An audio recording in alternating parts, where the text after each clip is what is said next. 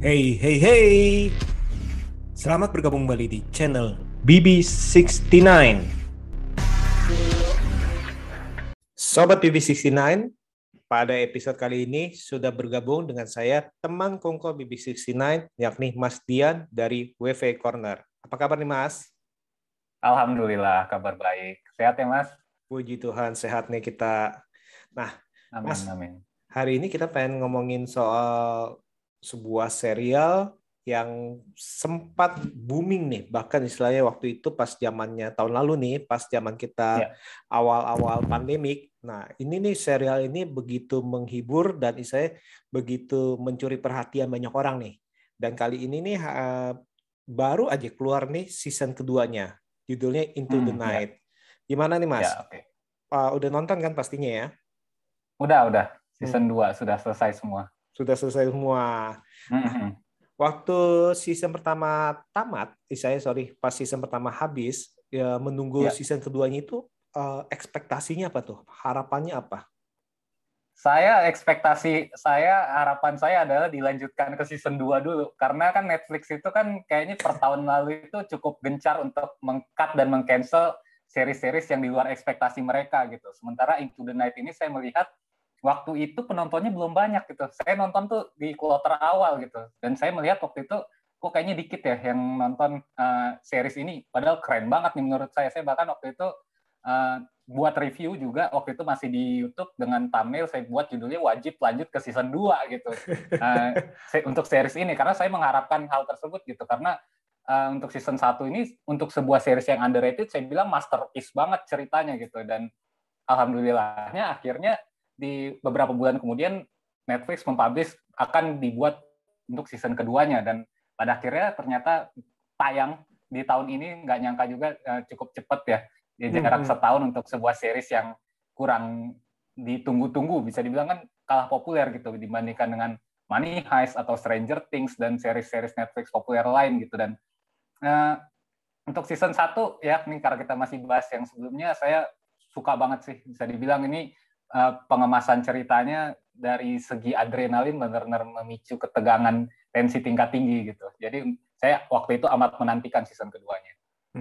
Untuk season satu memang awal-awal sih istilahnya mungkin kan orang kan masih agak istilahnya meraba-raba nih karena kan serial yang tanda kutip non Hollywood biasanya itu kan istilahnya Betul. underrated ya kita bilang ya, baik Iya. mau serial Jerman kayak atau istilahnya serial Spanyol ataupun serial-serial dari negara-negara lain itu, kecuali tadi itu ada Hollywood sama Korea Selatan itu biasanya kan mereka kan emang udah terlalu Ya, betul. istilahnya menjadi sorotan. Jadi kalau untuk yang di luar negara itu rata-rata itu mereka itu agak-agak penonton ini agak-agak ragu-ragu nih, saya mau mencoba apa enggak.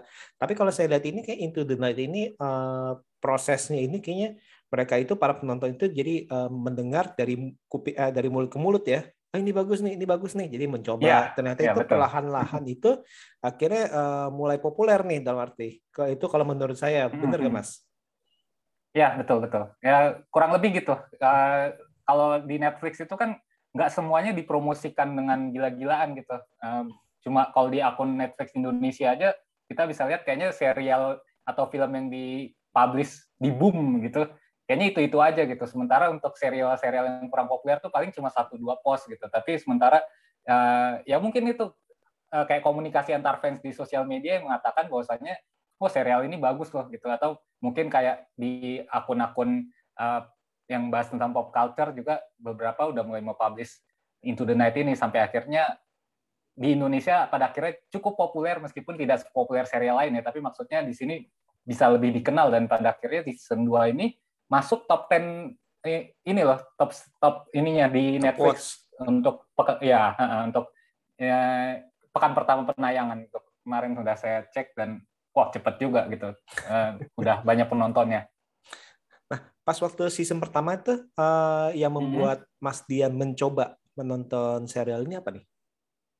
Saya lupa awalnya gimana ya, maksudnya tahu mendengar tentang serial ini di mana saya lupa gitu. Tapi yang pasti temanya saya suka gitu ngelihat uh, tentang survival dibuat menjadi series yang durasinya pendek-pendek, otomatis nggak ada salahnya untuk mencoba gitu. Dan ketika saya coba menonton kan di sini di episode pertama aja udah langsung dibawa dengan ketegangan gitu, langsung ada masuk ke inti konfliknya gitu tentang para penumpang yang harus menyelamatkan diri gitu dari hidupnya yang terancam karena waktu itu di awal belum ketahuan ya kenapa, tapi di episode awal itu kita udah langsung dibawa tune in pada konflik besar yang kita penasaran nih, untuk langsung pengen tahu nih apa sih yang sebenarnya terjadi, apakah mereka bisa selamat dan tetap hidup sampai ending season 1 itu. Dan itu yang membuat saya pada akhirnya dengan cepat menghabiskan season pertama dari Into the Night ini gitu. Meskipun saya awalnya agak lupa ya taunya dari mana, tapi yang pasti ketika saya langsung nonton episode pertama season 1 tuh langsung nge-grab banget gitu, langsung tune in ke dalam cerita. Kalau Mas ada ini cerita kenapa bisa awalnya nonton Into the Night ini? Kayak waktu itu baca mengenai apa premisnya deh, dan habis itu kan suka penasaran nih, apalagi kalau saya ini kadang-kadang ini penasaran mengenai misalnya film-film atau serial yang non istilahnya kita bilang non Hollywood ataupun non Korea Selatan lah, dalam arti saya suka mencoba-coba, dalam arti apakah itu dari Spanyol ataupun dari negara-negara lain, ya setidaknya itu kita mencoba lah untuk sesuatu referensi baru. Dan memang benar sih ternyata itu dari episode pertama pun itu tanpa basa-basi, tanpa babi bu, itu udah tadi Mas Dian bilang itu tiba-tiba di airport tiba-tiba udah dipakai apa ambil senjata, istilahnya ini orang nih gila apa nih, orang nih ada kelainan jiwa apa gimana nih, dalam arti menyandera suruh pergi kan, istilahnya kan kayak gitu ya. Walaupun premisnya kita baca kan kita masih meraba-raba ini sebenarnya nih yang diomongin sama si tokoh ini bener apa enggak nih, dalam arti. Dan akhirnya itu emang bener sih, dan karena serial ini tidak, misalnya bukan durasi yang 45 menit atau 1 jam per episodenya, jadi dalam arti kita seolah-olah itu nggak berasa tuh setiap episode nonton, episode nonton, dan akhirnya itu nanggung. Dalam arti pas episode terakhirnya itu di season pertamanya itu, istilahnya, waduh. Dan benar kata Mas Dian itu di awal itu, waktu zaman itu juga memang zaman di mana Netflix itu senang memotong film-film tanda kutip, film-film serial-serial bagus misalnya ya, untuk tidak dilanjutkan ke selanjutnya. Bahkan misalnya bukan hanya Netflix aja, tapi beberapa kayak HBO segala macam itu, beberapa kejadian itu serial itu dipotong nih. Jadi akhirnya kita ada tutup juga nih, karena kalau udah kena tanggung di puncak itu kayaknya, waduh, dilanjutin kagak ya, seperti itu. Dan betul.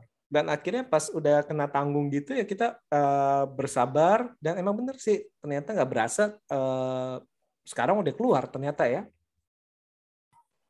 Iya.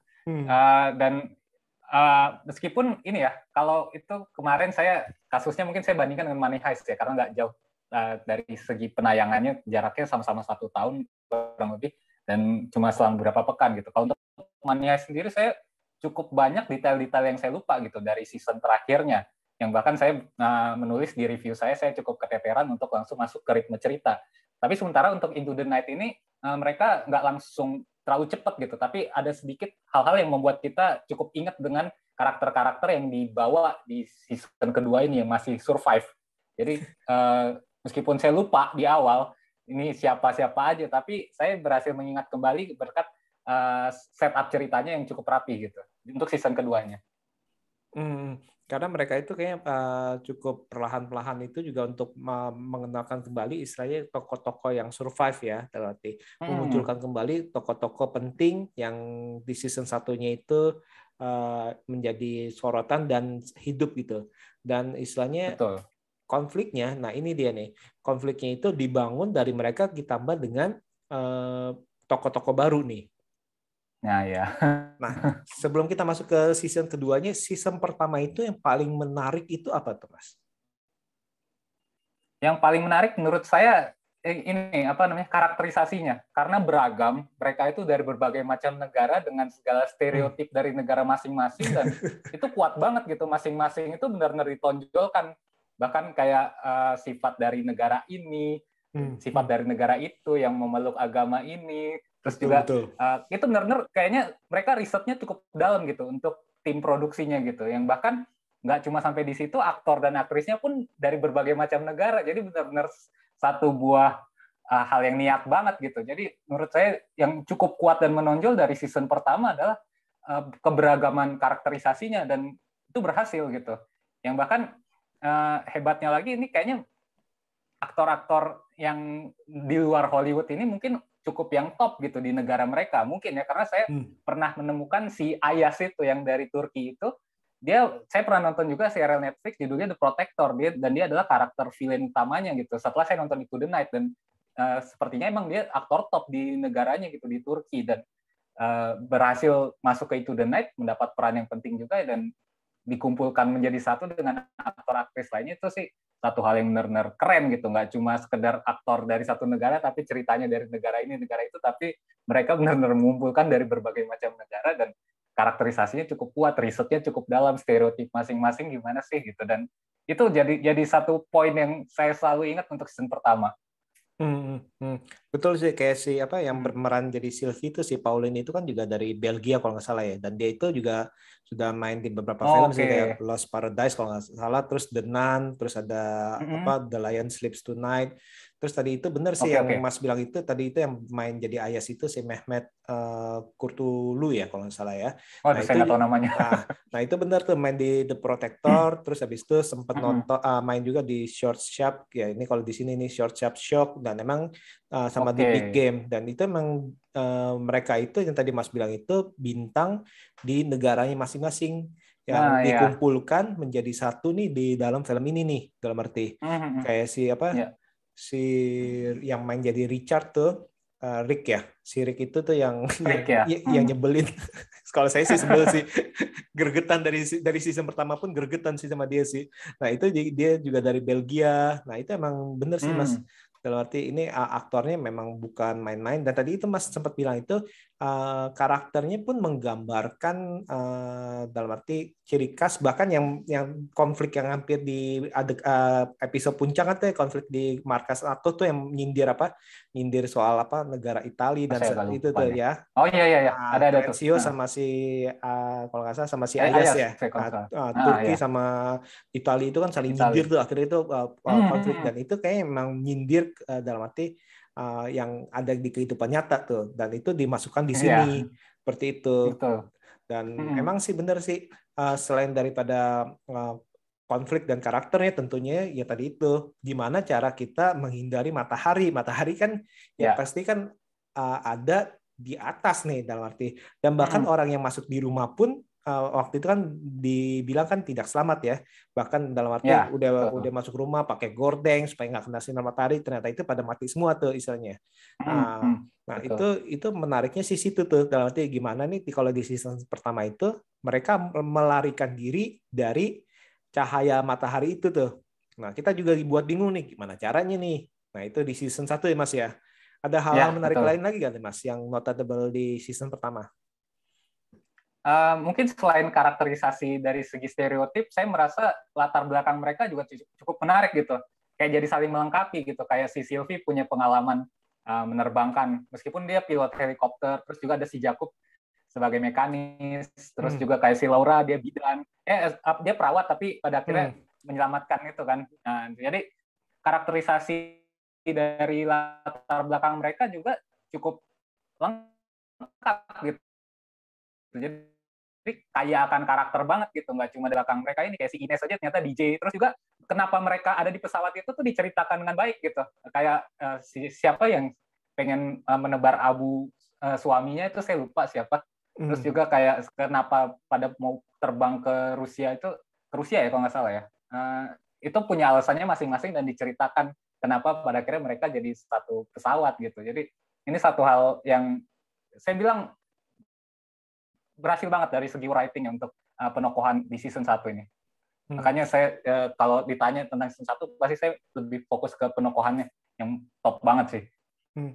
Jadi maksudnya nggak terlalu kebetulan mereka datang, nggak terlalu kebetulan mereka, oh ini saya butuh ini, oh saya ada nih, saya butuh ini, ternyata itu saya ilmuwan nih, misalnya si Horse itu tiba-tiba oh ternyata itu ilmuwan, maksudnya nggak serta-merta seperti itu ya. Tapi di sini betul. Karena setiap episode itu kan dikasih kilas balik apa masa lalunya kalau nggak salah dulu ya. Nah seperti itu ya. Ya ini menarik sih nih, yang season satunya itu waktu itu saya ingat itu benar-benar maraton itu cukup bikin penasaran sih, tiap episodenya ini bakalan gimana nih puncaknya mau gimana seperti itu, sampai akhirnya itu ya di puncaknya itu ya kena tanggung dalam arti wah ini udah masuk bakal apa yang terjadi nih dalam arti ini konflik ya. apa nih. Dan seperti yang kita ketahui sekarang ini sudah keluar season keduanya nih Mas. Nah sebelum season keduanya muncul, Mas harap-harap cemas apa nih? Atau misalnya tetap pede aja, oh percayalah pasti bagus kok. Kalau saya tidak menaruh ekspektasi apa-apa sih gitu, karena melihat series ini masih sebuah series yang underrated gitu, meskipun season satunya orang banyak yang mengapresiasi gitu ya, tapi ini tetap sebuah series yang underrated. Ketika sama bagusnya it's okay, kita sebagai penonton pasti senang, tapi ketika mungkin agak menurun ya juga it's okay. Kalau bagi saya sih gitu. Jadi ketika konflik yang dibangun berbeda, kata saya sih ini satu hal yang positif gitu, untuk tidak mengulang plot dan premis yang sama gitu, karena bisa jadi di season kedua ini tidak sebaik season 1. Kalau misalnya masih kejar-kejaran antara malam dan siang di pesawat, mungkin tidak sebaik season 1 dan mungkin juga penonton bisa bosan. Makanya di sini penulis dan sutradara mungkin lebih memilih untuk menghadirkan plot baru, meskipun saya melihat juga dari beberapa teman-teman yang udah nonton mereview bilang di sini tidak seintens ketegangan yang ada di season 1. Saya juga kemarin ngomong-ngomong Mas, tensinya agak menurun gitu. Jadi kalau saya sih tetap melihat ini sebagai satu hal yang bagus, tapi untuk ada sedikit penurunan tensi saya bilang adalah hal yang wajar gitu. Kalau Mas ada kesan apa untuk season kedua? Seperti waktu itu saya sempat bilang juga ke Mas, ini seperti film-film istilahnya film-film apokalips atau istilahnya film-film pasca bencana, pasti di awal-awal itu atau di istilahnya yang pertama pasti kan mengenai bencananya, di istilahnya di sequel atau film keduanya pasti mengenai istilahnya perselisihan dengan istilahnya manusia-manusia yang survive. Dan itu memang ternyata itu dugaan saya benar nih, karena mereka masuk bunker, ya pasti fokusnya itu akan bentrokannya ini dengan orang-orang baru nih. Bahkan di film-film apapun lah, di film Walking Dead, di film misalnya bencana alam, misalnya yang zombie, Train to Busan, segala macam itu, emang formulanya selalu seperti itu tuh, dalam arti lari dari bencana, selamat dari bencana, ketemu orang baru, konflik mulai, dalam arti. Nah seperti itu sih. Di satu sisi sih saya setuju sama Mas, dalam arti supaya tidak bosan, dalam arti supaya tidak orang itu mau apalagi diulang-ulang lagi, dalam arti apa ngumpet kena matahari terus mati satu kena matahari, nah itu mungkin bosen ya. Tapi kalau saya menonton film ini nih, saya agak kurang porsi keseraman dari mataharinya diceritain lagi nih, gitu ya. Karena kita selalu fokusnya benar-benar ke orang-orangnya nih. Jadi di dunia luar kita benar-benar emang mungkin nih mungkin sengaja kali ya, dalam arti gimana perasaan kita misalnya terkukung di dalam bunker tersebut tuh. Bunker tersebut. Jadi istilahnya secara psikologis ya pasti kan stres juga tuh. Kita kalau terkurung di bunker itu ya ketemu orang-orang itu doang. Istilahnya konflik pasti bergesek kan. Apalagi misalkan kalau kita ketemu dengan orang baru yang kalau di film ini juga agak digambarkan seperti ini, ada beberapa tentaranya ini agak rasis ya, dalam arti menganggap dirinya itu lebih tinggi derajatnya yang sampai bilang kayak neo-Nazi lagi, sampai gizinder Nazi ya dalam arti. Dan mereka bahkan penumpang itu dibilangnya para kutu kan. Kutu tik, betul. Nah, dari situ kan dilihat nih, nah konflik-konflik ini akan memuncak dan meruncing nih, dalam arti. Nah, kayak itu sih, dalam arti kalau hal itu menurut saya sih plus minus sih, Mas. Betul. Nah, kalau dari konflik-konfliknya gimana nih, Mas? Kalau menurut Mas ini yang ada di film ini konflik dalam arti antar karakternya, apakah itu diperlukan, apakah itu berjalan dengan misalnya lancar, atau kesannya kok dipaksain banget sih? Kalau saya sih melihat konflik ini memang pasti akan terjadi ya, seperti tadi Mas sudah singgung gitu, ketika lagi ada di situasi survival seperti ini, pasti kalau dari segi psikologisnya kan otak manusia itu kalau lagi ada di mode survival itu ada di mode fight or flight ya, antara kita kabur atau berantem gitu. Dan di saat mode seperti itu tuh sisi logis manusia tuh berpikirnya agak kurang secara rasional gitu. Dan mungkin makanya hal inilah yang coba dihadirkan penulis dan sutradara atas dasar konflik-konflik yang terjadi gitu, atas konflik-konflik yang sebetulnya sepele, yang kalau kemarin kita ngobrol Mas bilang ini kebodohan antar karakternya gitu ya, kayak yang di awal itu si Ines ngebakar bahan makanan, terus juga si Rick itu ada ngebocorin Sylvie ternyata ngebunuh, terus juga si Thea itu ngotot pengen bawa si siapa tuh Gia ya, yang di Norwegia itu, terus itu pada akhirnya kan melahirkan banyak konflik-konflik gitu. Tapi atas dasar apa yang saya bilang sebelumnya, kalau ketika manusia sedang ada di mode survival seperti ini, cara berpikirnya mungkin agak ini ya, secara logis dan rasional itu agak kurang gitu, karena mereka tujuan utamanya kan bertahan hidup secara individual gitu. Dan mungkin ini yang dihadirkan oleh sutradara yang pada akhirnya mungkin sebagai penonton kita kesel, tapi di sisi lain mungkin saya juga melihat ya ini adalah bumbu penyedap dari semua yang ada di series ini gitu. Dan untuk tahun 6 episode ini di season kedua kan otomatis ketika mereka memilih menghadirkan lokasi tempatnya lebih berfokus di bunker dan sudah tidak menghindari malam hari seperti season sebelumnya, mungkin ini adalah bumbu penyedap untuk konflik-konflik yang harus dihadirkan gitu, dengan apa yang harus mereka lakukan ketika hal-hal kecil ini aja bisa menyulut emosi antar kelompok gitu. Nah, kalau dari saya sih ini tuh. Nah, yang sempat saya ngomong itu, saya kesel itu karena gini, karena ada beberapa kejadian itu benar-benar karena dibuat seolah-olah yang bodoh istilahnya. Kayak Sirik emang karakternya emang seperti itu dari season pertama pun ya seperti ya saya ya seperti itu, pelin-pelan istilahnya, kadang-kadang itu ya nggak tahu apakah dia terlalu polos, apa dia mencari aman dalam arti lompat sini lompat sana, misalnya kesannya seperti itu, akhirnya tadi itu ngebocorin, ataupun yang tadi yang di ilmuwan di yang si Jia, dalam arti si Ayas itu lupa pengait yang buat buka ininya tuh yang itu karena dia dapat radio. Nah itu kan bagi saya itu suatu kebodohan, ngerti gak? Kesannya itu walaupun dalam arti kalau dipikir-pikir ya siapa sih, mungkin dia kelupaan, dia habis nelpon, habis dapat dengar radio segala macam, itu bisa, tapi kan itu menurut saya sih agak ngeselin, apalagi udah gitu udah lepas kunci itu terus dihancur, itu kan nyebelin gitu, walaupun itu mungkin sengaja supaya nanti ke season ketiga itu naiknya bukan pesawat lagi, nanti kita ngomongin tuh ya. Nah, itu mungkin memang sengaja sebagai jembatan itu tuh, kapal dia dihancurin, kapal dia rusak, jadi nggak bisa naik kapal. Tapi ya tadi itu, kayaknya kok agak-agak gimana, terus kayak misalnya kayak yang ibu sama anak, si Sarah sama anaknya itu kekunci, dan nanti gara-gara ngejar tikus, walaupun ternyata Dominik itu ternyata itu ada ulahnya si Markus ya. Ulahnya siapa? Ya ulahnya si Markus kan. Tapi pas awal itu kan kita nonton itu kan, aduh ini kok bodoh banget nih. Ya. Kayaknya dalam arti oke, dari season pertama kita udah tahu ini anaknya sakit-sakitan, ibu sama anak yang sakit-sakitan. Kita udah mikir-mikir, aduh ini mau dihabisin ini gimana, ini kesian juga nih dalam arti kan sebagai survivor kan, apakah mereka akan anaknya tiba-tiba nanti akan perlahan jadi sehat atau gimana. Ternyata itu secara tega itu mereka itu berdua istilahnya dimatikan kan bersama seperti itu. Betul. Nah kayak gitu-gitu sih. Terus abis itu kayak karakternya itu yang sempat saya ngomong itu, di sini antagonisnya dibuat ya sejahat-jahatnya, dan istilahnya kita nggak belas kasihan. Kayak misalkan kalau lagi pertama kan kita kan antara bingung nih, kita mau mau sama Terencio apa kita mau timnya Ayas atau timnya Sylvie. Kan gitu kan. Betul. Ayas, Sylvie, Terencio nih, tiga itu kan yang kita diombang-ambing nih. Si Ayas berantem sama Terencio terus kan, nah kita bingung nih.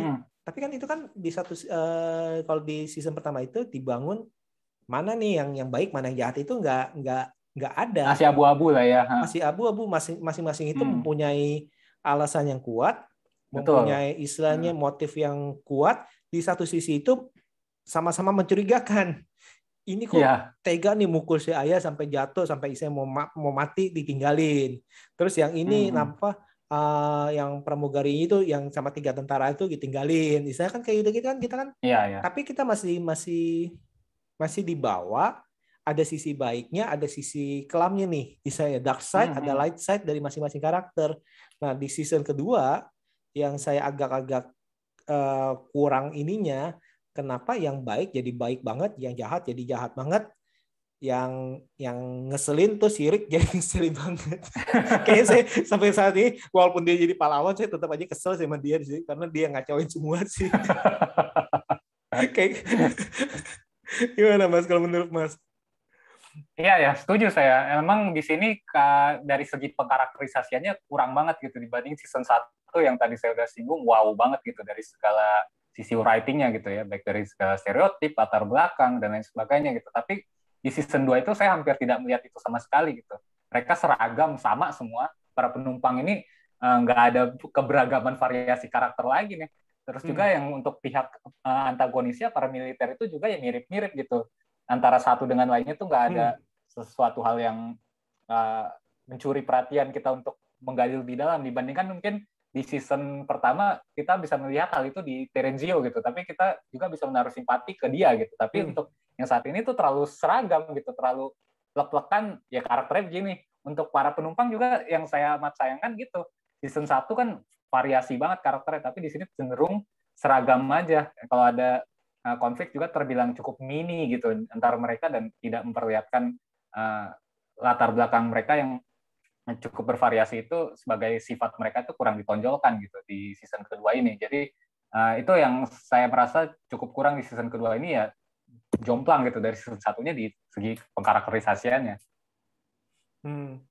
Itu cukup disayangkan sih, dalam arti harusnya itu kan bisa ditonjolin, dalam arti kayak tentara segitu banyak yang ditonjolin cuma 2 orang itu doang tuh. 2 orang doang ya. Dalam arti yang lainnya oke, mungkin aja dalam arti karena udah di ya kita mungkin dihadapkan nih satu bukti dia ini ngebunuh tentara nih kerabat kita nih. Tanpa tanya pastinya gimana ya pokoknya udah dia pasti salah, semuanya punya satu pikiran kayak gitu, itu kan agak disayangkan gitu menurut saya. Tapi di satu sisi juga masuk akal karena ini kita kan dalam survival mode nih, dalam arti survival mode ya kita menganggap nggak bisa percaya sama orang lain kecuali dengan sesama kita yaitu golongan kita, misalkan tentara itu, atau misalnya saat kita bilang itu kalau di sini ini mungkin bagi mereka itu satu ras karena mereka itu menganggap ras lain itu ya tadi itu kayak menghabisin makanan mereka, istilahnya kan, malah mengurangi waktunya mereka untuk bertahan nih.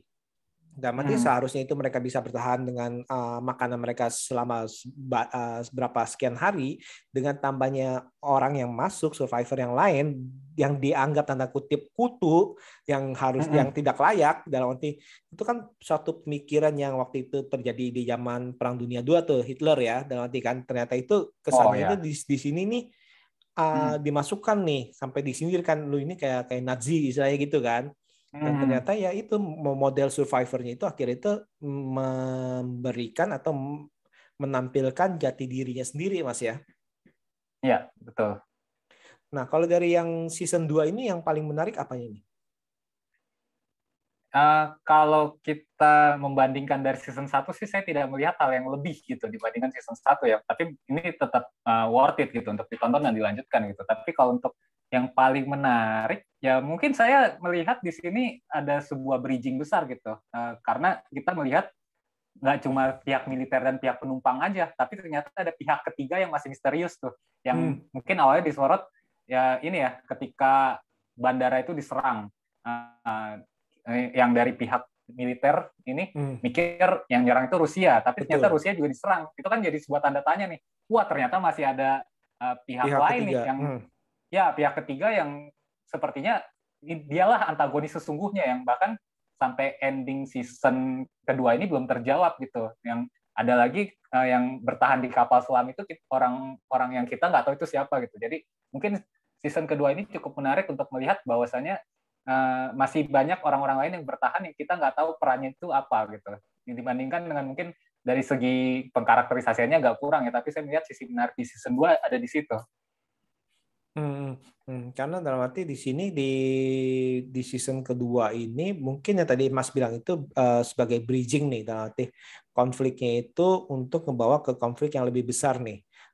Ya semoga sih bukan dalam arti bukan untuk buang-buang waktu atau istilahnya untuk matiin karakter-karakter yang dianggap nggak perlu istilahnya untuk di season berikutnya. Semoga sih enggak, karena di sini kan juga kita lihat nih di sini ini selain konflik antar karakter, di sini ini mulai ditemukan si Horse itu mencari-cari tuh bagaimana caranya Oh iya, iya, betul, betul. tikus itu bisa selamat nih. Bisa bertahan nih. Bertahan hidup Ya. nih, karena kan yang di season 1 itu kan kalau nggak salah anaknya si Sarah itu yang nemukan ada tikus nih yang hidup nih. Betul. Jadi akhirnya Iya. itu mereka itu meneliti dengan ditutupin apalah baskom, ditutupin besi atau tutupin apa, dan akhirnya itu di ending itu di puncak itu ternyata itu ada satu tikus yang hidup nih, dan itu Iya, betul. sayangnya kita nggak tahu nih si Horsey ini nih lagi di tempat lain istilahnya kan, jadi nggak tahu hasil bahwa penelitian ini ada satu yang berhasil nih.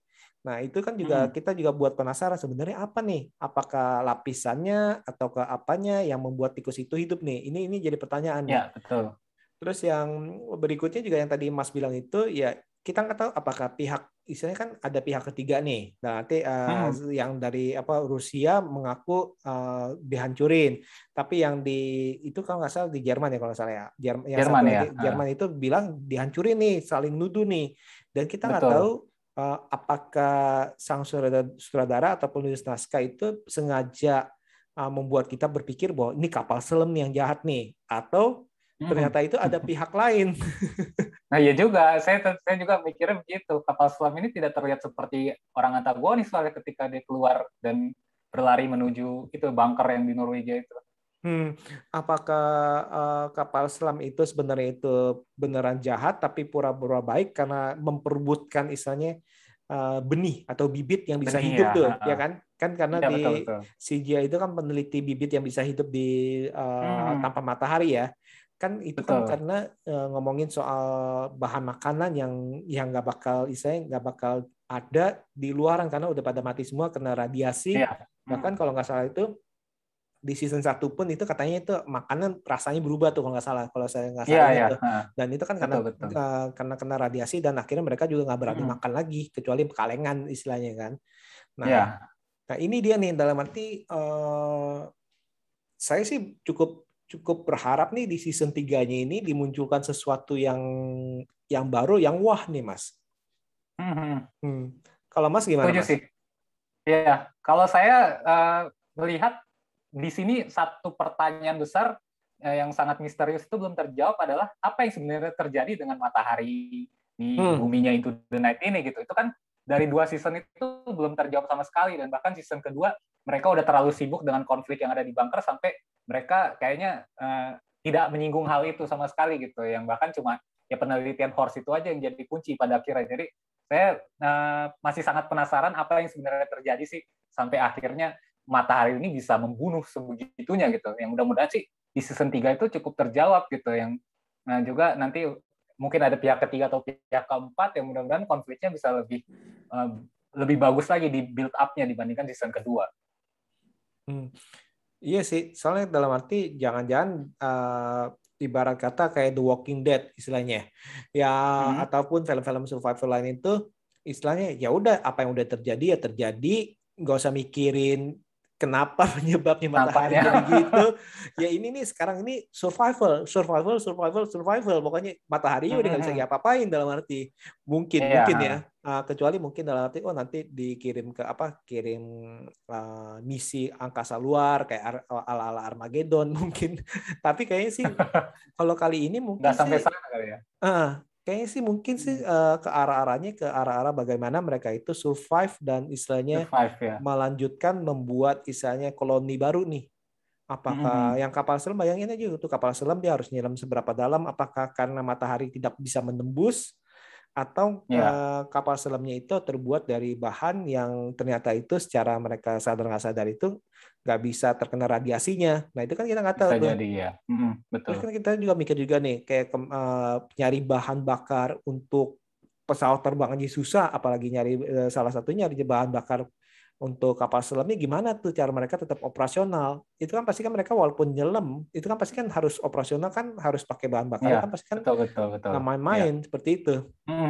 Dan mudah-mudahan detail seperti itu jangan terlupakan ya. Kadang kayak misalnya kita di luar Into the Night ya, film yang menampilkan adegan perang-perangan, tembak-nembak, ini pelurunya kagak habis-habis. Itu kan hal detail kecil yang sering terlupakan gitu. Kayak film tahun 90-an Mas ya. Kayak apa Rambo atau Iya, apa betul. pelurunya tembakin. Nah, iya. Betul sih, betul. Ini sih benar-benar bikin penasaran sih. Terus dalam arti dari beberapa karakter pun masih dalam arti kita masih nggak tahu nih sisi gelapnya nih. Dalam arti kayak si Ayas tiba-tiba Ya, itu betul. dengan istilah lepasnya beban melindunginya si Sarah dan anaknya, dia ini bisa menjadi istilah ganas seganas-ganas itu. Dalam arti nggak ada rem Betul. untuk dia bertindak. Iya. Istilah benar-benar pas waktu dia tahu Markus itu dia benar-benar nggak ada judgement yang Langsung. Iya, tenang. ya. Seperti itu sih. Langsung menodongkan pistol ya. Nah, kira-kira nih selanjutnya ini karakter yang bakalan menarik yang mana nih, Mas? Kan ada Ayas, ada Sylvie ya, ada Horse. Kalau saya melihat season 1 itu kan yang paling menonjol menurut saya Sylvie gitu, yang bisa dibilang dia sosok protagonis utamanya yang di season keduanya sayangnya saya melihat cenderung menurun banget gitu Sylvie. Dan kalau season kedua ini kan kayaknya cukup merata ya, maksudnya porsinya kecil-kecil gitu, nggak ada yang benar-benar menonjol banget gitu. Tapi mungkin yang lebih menarik perhatian Ayas gitu, sama seperti Mas tadi bilang ada sisi gelapnya yang belum terungkap gitu. Kalau untuk season ketiga mungkin dari sisa karakter yang masih survive, saya rasa masih cukup merata lagi dibuatnya kayak season kedua. Iya, seimbang gitu. Karena makin sedikit kan karakternya, sudah banyak yang bertubangan dimatikan gitu. Apalagi nanti bakal muncul karakter baru nih sepertinya dari pihak ketiga dan keempat mungkin. Karena kan yang militernya udah mati, dibunuh sama si Rick kan, ditabrakin itu. Dengan Cuman yang di bunker kita nggak tahu tuh sisanya tuh teman-temannya. Oh ya, yang sisanya mungkin yang bakal diangkat gitu, yang kita nggak tahu nih nama-namanya aja belum disinggung. Kayaknya nggak disinggung sih. Iya kan? Soalnya yang disinggung cuma 2 orang itu sama 3 orang yang Iya, Rusia yang betul. datang udah. Ya. Yang lainnya apa? Sisanya udah mati. Yang lainnya itu yang di bunker itu yang perempuan itu istilahnya cuma numpang lewat doang kayaknya sih, atau Iya. istilahnya yang nangkep mereka seperti itu ya. Iya. Kolonelnya pun mati. Iya, di episode awal lagi kan 2 atau 3 gitu. Mungkin sih kalau yang bakalan bisa difokusin di ketiganya itu si Horse-nya mungkin akan lebih ke penelitian nih ya, mungkin ya. Dan akan Mudah-mudahan sih ya. digabung sama sama orang yang dari ilmuwan yang dari itu tuh, yang dari kapal selam tuh, yang datang pas di puncak film tuh. Terus kayak si Ayas nih kita mau tahu nih, berarti apakah dia akan mengejar si Markus nih, jadi istilahnya misi balas dendam nih. Kan kita masih bingung nih, apa nanti dibawa istilahnya kalau yang di season kedua kan dipecah menjadi 2 nih kan ya, yang satu ke bibit, misalnya bibit yang tanaman, yang satu ini di bunkernya. Nah, yang ketiga ini ya semoga nggak terlalu dipecah banyak karena banyak karakter nih. Iya, apalagi nanti kan kemungkinan ada karakter baru yang otomatis kita butuh pengenalan lebih nih untuk menyelami siapa mereka gitu kan. Dan yang lama ini mudah-mudahan sih bisa sebagus season 1 gitu pengkarakterisasiannya. Soalnya masih ada ya si Matthew tuh yang pilot masih hidup ya. Ya, masih ada ya. Dan itu sangat tidak menonjol di season kedua. Aduh, iya benar-benar. Kayak iya benar. Dia yang salah satu yang nggak terlalu menonjol sih. Kayak emang mungkin diberi spotlight itu ke terlalu banyak karakter baru sih, kayak apa senatornya ya isanya ya. Senator yang Dubes itu ya. Dubes yang perempuan itu juga nggak tahu tuh nanti ke depannya bakalan jadi apa tuh. Seperti itu. Apakah berpengaruhnya sebesar apa? Terus habis itu tadi itu sisa-sisa dari tentara yang di bunker itu apakah tanda kutip itu menjadi misi balas dendam lagi, ataukah jadi musuh, jadi lawan, atau jadi kawan, kita nggak tahu nih. Terus yang jadi sekutu ya. Karena di situ kan kita nggak tahu nih mana yang baik mana yang jahat kan, seperti itu kan. Terus kayak karakter lainnya ya tadi itu sih bener sih kata Mas, ini yang kali ini nih karakternya mungkin dibuat rata sih, jadi nggak ada yang terlalu menonjol. Nah, dan akhirnya itu ya tadi itu ceritanya tidak ada sesuatu yang bisa di spotlight dari mereka. Cuma mungkin fungsi dari mereka itu tadi itu yang tadi saya bilang itu kayak horse itu ternyata itu berfungsi di ujungnya itu ternyata itu nih tikusnya bisa hidup nih. Terus si Ayas Ya. ini fungsinya itu kita nggak tahu nih apakah untuk nanti balas dendam apa gimana nih. Nah ini dia nih. Oke oke oke ini menarik nih Mas menarik. Season 3 Ya. nunggu apa enggak nih? Nunggu tapi tidak dinanti-nantikan sih, maksudnya kita tunggu kabar baik aja dari Netflix nanti ketika biasanya kan dipublish tuh kalau udah mulai proses syuting, dan juga nanti biasanya kalau trailer itu mereka 1 bulan sebelumnya, jadi saya rasa masih cukup lama sih untuk menantikan season ketiga. Iya iya iya. Tapi sih kayak yang season 3 sih udah diumumkan kali ya kayaknya. Oh, belum tahu saya, tapi mudah-mudahan nggak terlalu jauh ya, karena kadang Netflix juga suka bikin kejutan jaraknya nggak nyampe 1 tahun untuk beberapa series gitu. Kayak itu Lupang itu cuma berapa bulan kan dari part 1 part 2. Kalau Lupin sama Money Heist kan dibagi 2 ya masalahnya ya, bukan Oh iya beda sih season. ya. Kalau bukan beda season sih karena dibagi 2 aja sih. Jadi dalam arti beda berapa bulan sih. Kalau ini mungkin tahun depan kali ya, minimal ya, Iya minimal tahun depan sih. kayaknya sih 1 tahun lagi. Jadi masih banyak seri-seri lain nih kayak Cobra Kai sedang menunggu nih Oh Cobra Kai. iya benar. Udah lupa lagi ceritanya. Cobra Kai itu udah nunggu tuh season berikutnya tuh season 4 ya. Iya. Udah mulai ada teaser apa udah di IG-nya itu udah mulai tis ya. tis gambar-gambarnya tuh ini bakalan gimana nih. Terus Money Heist juga nanti kan part 2-nya Desember final ya. final ya. Nah, nanti nih semoga nih ya. Tadi itu sih kalau saya pribadi sih tetap berharap nih ini dibuat nih karena saya penasaran nih akan seperti apa ujungnya, dan saya nggak tahu nih mau sampai berapa season nih. Semoga sih jangan terlalu banyak ya. Jangan terlalu banyak dalam arti jangan terlalu Iya, betul. Ya dibuat-buat gitulah menurut saya sih, janganlah nanti kayak di drama-dramain ya. Nanti kayak Walking Dead nggak habis-habis istilahnya kayak waktu dulu kan, ketemu konflik baru konflik baru ya pasti ketemu, tapi ya jangan dibuat-buat seperti itu. Oke. Nah, Mas Dian, untuk serial Into the Night season 1, season 2 ada istilahnya ada kata-kata terakhir nggak untuk para sobat BB69 nih? Kalau dari saya sih di luar dari serial-serial Netflix yang populer, saya rasa tahun 2020 itu salah satu tahun kejayaannya Netflix ya. Untuk seri-series mereka tuh kayak ada Money Heist season 3 dan 4, ada Dark season 3, ada The Queen's Gambit, luar biasa banget itu, Zero Borderland, dan lain-lain gitu. Tapi di balik itu semua ada satu buah series yang saya rasa kualitasnya masih bisa di head-to-head-kan dengan mereka gitu. Tapi karena ini merupakan series dari Belgia yang otomatis bintang-bintangnya juga kurang terkenal, ini Into the Night ini adalah salah satu series yang saya rasa patut untuk dicoba untuk ditonton bagi kalian yang biasa untuk menonton series ya. Karena ini merupakan serial dengan cerita yang dibuat dengan cukup niat gitu. Seperti kita singgung sepanjang podcast ini, dengan pekarakterisasiannya, konflik yang dibangun, dan juga pengerjaan visualnya, scoring musiknya itu benar-benar totalitas banget gitu. Jadi untuk 2 season ini karena durasinya singkat, saya rasa nggak ada masalah untuk dicoba untuk ditonton, karena untuk season 1 aja kalau mau coba episode 1 dan 2 cuma makan waktu 1 jam, dan saya rasa dengan konflik yang dibangun sih penonton kalau yang udah langsung tune in ke cerita, saya rasa bisa melanjutkan sampai season 2. Jadi saya rasa ini adalah serial yang recommended. Walaupun jumlah episodenya agak banyak, istilahnya kan 12 episode, tapi istilahnya setiap episode itu ya kurang lebih kan 30 menit, 30 menitan ya. 40 menit lah, 35 menit lah. Jadi istilahnya satu season itu kan 6 kurang lebih ya 3 jaman, 3 jam setengah. Jadi istilahnya masih masuk akal sih. Dalam arti ibarat kata kalau film seri panjang kan kurang lebih kan 1 jam, jadi anggap aja ini 3 episode serial panjang sih. Iya, betul. Apalagi kalau season 1-nya itu menurut saya itu benar-benar menghipnotis sih. Kalau kata-kata nih, kalau untuk season pertama, satu kata buat saya ya buat itu adalah menghipnotis. Kalau season kedua, satu katanya adalah mengesalkan. Karena saya sebel banget. Gregetan sama karakter-karakternya, ampun.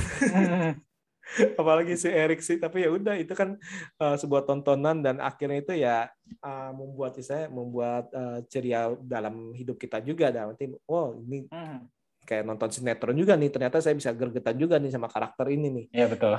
Semoga sih nanti di season berikutnya itu nggak dibuat seperti itu sih. Semoga. Mudah-mudahan ya. Oke. Nih, thank you banget nih Mas Dian nih udah ngobrol-ngobrol serial Into the Night season kedua nih.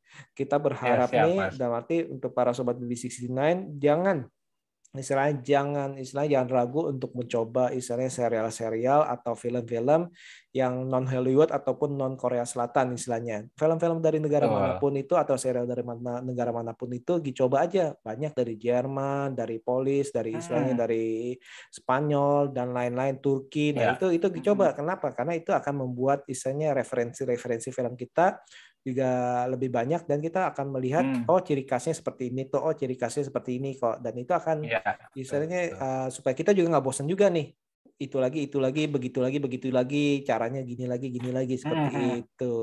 Betul. Oke Mas Dian, nih thank you banget nih Mas Dian. Benar-benar terima kasih untuk waktunya hari ini. Siap, Mas, sama-sama. Semoga nanti kita ngobrol-ngobrol film lainnya lagi Mas ya, baik itu film layar lebar siap, maupun Mas, serial, baik itu superhero maupun yang non superhero. Oke, sekali lagi terima kasih dan see you. See you.